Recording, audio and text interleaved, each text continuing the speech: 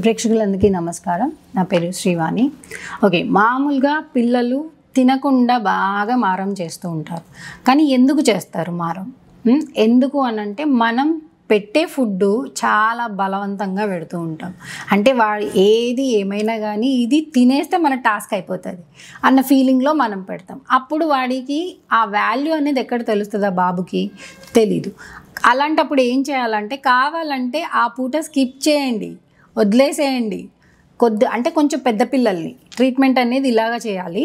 వాళ్ళకి ఫుడ్ పెట్టినప్పుడు ఒకవేళ వాళ్ళకి ఇష్టం ఉన్నది ఏంటి అనేది తెలుసుకోండి. దానికి సంబంధించిన ఆ ఇష్టమైన ఫుడ్ పెట్టినప్పుడు వాళ్ళు ఇంట్రెస్ట్ చూపిస్తారు. ఒకవేళ తినను అని అంటే ఇగ్నోర్ చేయండి. ఎప్పుడైనా కూడా ఇగ్నోరెన్స్ చేసినప్పుడు దాని ఇంపార్టెన్స్ అనేది పెరుగుతుంది. మీరు అలా గ్యాప్ ఇచ్చినప్పుడు ఆకలేస్తే వాళ్ళే తింటారు. ఇంకొకటి, తినిపించడం అలవాటు అనేది చేయకూడదు ఎప్పుడు కూడా. ఎప్పుడో ఒకసారి అంటే ఓకే, కానీ రోజు తినిపించడం అనేది కరెక్ట్ కాదు. సెల్ఫ్ ఈటింగ్ అనేది చాలా ఇంపార్టెంట్. వాళ్ళకి ఆ ఫీల్ అనేది తెలియాలి, ఆ టచ్ అనేది, వాళ్ళ ఫింగర్స్ ఇంటేకింగ్ అనేది కూడా సెల్ఫ్గా తెలియాలి.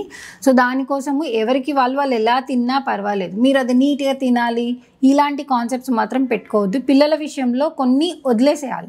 సో కొన్ని వదిలేస్తే ఏంటంటే వాళ్ళ డిసిప్లిన్ వాళ్ళు నేర్చుకోవడానికి మెల్లిమెల్లిగా మీరు దాన్ని అలవాటు చేయొచ్చు.